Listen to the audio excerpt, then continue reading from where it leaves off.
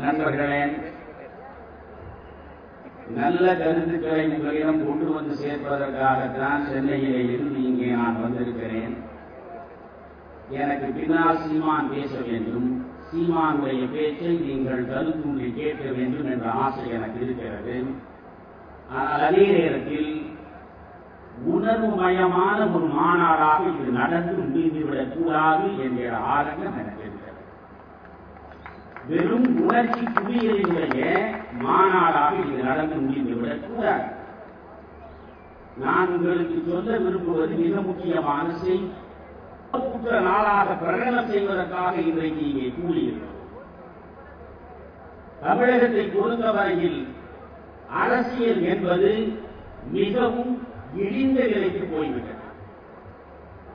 வருகிற பொழுதே எம்எல்ஏ ஆக முடியுமா, எம்பி ஆக முடியுமா, முதலமைச்சராக முடியுமா என்ற கனவுகளோடு வரக்கூடிய சாதாரண மனிதப்பட்ட மனிதர்களிலே இருந்து மாறுபட்ட லட்சிய வேங்கைகளாக நீங்கள் விளங்க வேண்டும் என்பதுதான் முதலில் என் ஆசை.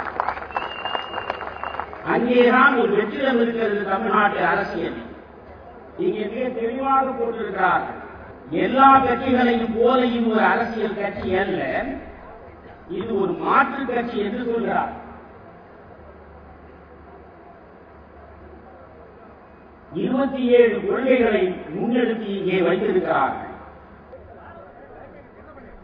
600 ஆண்டுகளுக்கு மேலான தமிழர் இன வரலாற்றில் நிகழாத ஒரு வரலாற்று சிறப்பு வாய்ந்த ஒரு நிகழ்வாக இந்த மதுரை மண்ணிலே நாம் தமிழர் இன எழுச்சி அரசியல் மாநாடு நிகழ்ந்து கொண்டிருக்கிறது. இங்கே வந்து இருக்கிற நீண்ட நேரமாகியும் எங்கள் பேச்சுகளை என் தமிழ் உறவுகளுக்கு எடுத்துச் சொல்ல பதிவு செய்ய வந்திருக்கிற பத்திரிகை நண்பர்களுக்கும் தொலைக்காட்சி தோழர்களுக்கும் என் உணர்வுபூர்வமான நன்றியினை செலுத்துகிறேன்.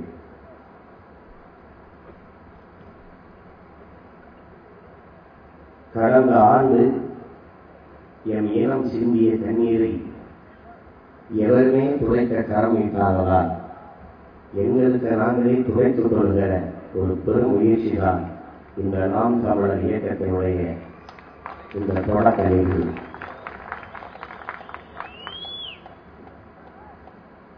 என் அன்பான மக்களே, நெருப்பை விதைத்தால் நெருப்புதான் விளையும், நெருப்புதான் பயிராகும் என்ற உணர்ச்சி பாவலன் என் அண்ணன் காசிநாதனின் கவிதை வரிகளில் கேட்ப இந்த மண்ணிலே வீர தமிழ் மகங்களான என் அன்பு தம்பி அப்துல் ரவுக்கும் என் அன்பு தம்பி முத்துக்குமாரும் நெருப்பை விதைத்தார்கள்.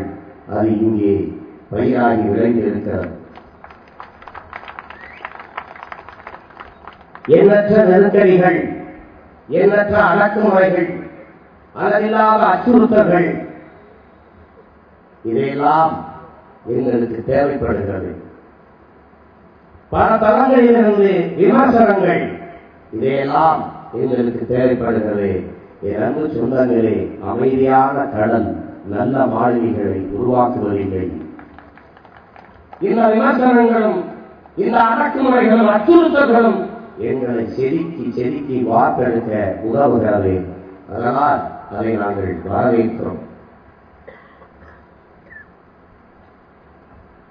இந்த நாம் தமிழர் இயக்கத்தை நாங்கள் தொடங்குகிறோமா? இல்லை, நாங்கள் தொடர்கிறோம்.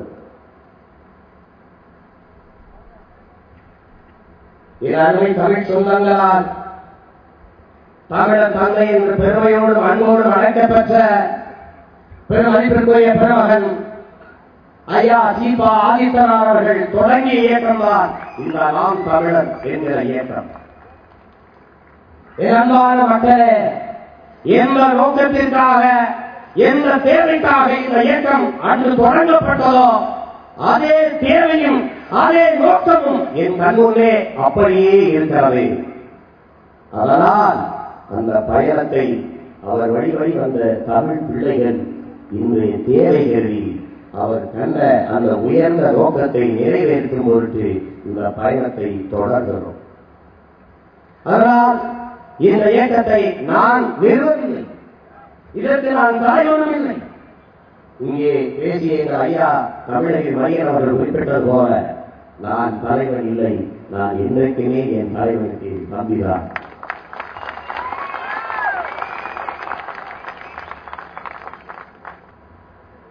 இன்றை சேவை செய்ய வந்திருக்கிற நாங்கள் என் அன்பு சொந்தங்களே, பணக்காரர்கள் அல்ல, தமிழன் என்கிற இனக்காரர்கள். நாங்கள் ஒன்றும் கோடீஸ்வரன் பிள்ளைகள் அல்ல, கொள்கை பிள்ளைகள். இதை செய்வதற்கு எங்களுக்கு என்ன தகுதி இருக்கிறது? நான் தமிழன் என்ற சிறந்த தகுதி இருக்கிறேன். அதையும் தாண்டி என்ன தகுதி இருக்கிறது? உண்மையும் நேர்மையுமாக இந்த மண்ணுக்கு மக்களுக்குமாக அர்ப்பணிக்கின்ற களமாடித்தானே என்ற துணிவு இருக்கிறது. அதனால்தான் இந்த வேலையை செய்ய நாங்கள் முன்னின்று இதை செய்கிறோம். துணிவோடு வந்து இந்த பணியை செய்ய நிற்கிறோம். இந்த நாம் தமிழர் இயக்கத்தை எதற்காக தொடங்கினீர்கள்? இந்த நாம் தமிழர் இயக்கம் ஏன் என்று மதிப்பிற்குரிய பெருமாள் ஐயா சீபா ஆதித்தனார் அவர்கள் முன்பு கேள்வி வைக்கப்படுகிறது. அதற்கு அவர்கள் பதிவு வைக்கிறார்கள். இங்கிலாந்து நாட்டிலேயே அடிமைப்பட்டு கிடக்கிறது அயர்லாந்து தேசம். அதிலிருந்து விடுதலை அடைவதற்காக அயர்லாந்து மக்கள், ஐரிஷ் மொழி பேசும் மக்கள் சின்பெயின் என்ற இயக்கத்தை தொடங்குகிறார்கள். அதற்கு அர்த்தம் நாம் ஐரிஷ் மக்கள் என்று அர்த்தம். அந்த இயக்கம் போராடுகிறது, வெற்றி பெறுகிறது. இங்கிலாந்திடம் இருந்து அயர்லாந்து விடுதலை அடைகிறது. அயர்லாந்து மக்கள் அந்த தொடங்கிய இயக்கம் நாம் ஐரிஷ் மக்கள் என்கிற இயக்கம். அப்படி என்றால் நாம் இங்கிலாந்தை சேர்ந்தவர்கள் அல்ல, நாம் ஐரிஷ் மக்கள், நமது இனம் ஐரிஷ் இனம் என்பதை அடையாளப்படுத்துவதாக அது அர்த்தம். அதே போல அன்பான மக்களே, நாம் தமிழர் என்றால் நான் இந்தியன் அல்ல, நான் திராவிடர் அல்ல, நான் தமிழன் என்று அர்த்தம். இதை நான் சொல்லவில்லை, ஐயா தமிழர் தந்தை சீபா ஆதித்தனார் அவர்கள்தான் இதை சொல்றார். 7 கோடி தமிழர்கள் வாழ்கிற பெரும் ஒரு நாடாக, தமிழர் நிலமாக இருக்கிற இந்த தேசம், அருகிலே தமிழர்களுக்கான இன்னொரு தாயகம் தமிழ் ஈழம். நம் கண்முன்னே நம் தாய் நிலம் தரிசாக்கப்பட்டு கிடக்கிறார். தடுக்க முடியவில்லை நம்மால். காரணம் என்ன? காரணம் என்ன? வெறும் 1.5 கோடி சிங்களன் நம் இனத்தை வீழ்த்தி இருக்கிறான், அழித்தும் வீழ்த்தி இருக்கிறான். ஆனால் ஏறக்குறைய 7 கோடி மக்கள் இந்த மண்ணில் இருந்து ஒன்றும் செய்ய இயலாத போவதற்கு காரணம் என்ன? 1.5 கோடி சிங்களனாகவே இருந்தால் 7 கோடி தமிழனாக இல்லை. இதுதான் நிகழ்ந்த விபத்து. பிறகு என்னவாக இருந்தால் தமிழன் சாதி தமிழனாக, மத தமிழனாக, கட்சி தமிழனாக கிடந்தான். ஒரு சாதி சார்ந்த தமிழன் மீது, அந்த சாதிக்காரன் மீது அழியாதவரை அந்த சாதி தமிழனுக்கு வழித்தவில்லை. அந்த மதத்தின் மீது அழியாதவரை அந்த மத தமிழனுக்கு வழித்தவில்லை. கட்சியின் தலைவன் சொல்லாதவரை அவன் போராட வந்ததில்லை. இதனால் எங்கள் இனம் கண்முன்னே சென்றது. இதை உணர்ந்துதான் என் அன்பான மக்களே, ஒரு ஐயா என்னிடத்திலே சொன்னார், இதுவரை தமிழன் கட்சிக்குள் இருந்தால் இனி தமிழருக்குள்ளதான் கட்சி இருக்கும், அதுதான் நாம் தமிழர் கட்சி.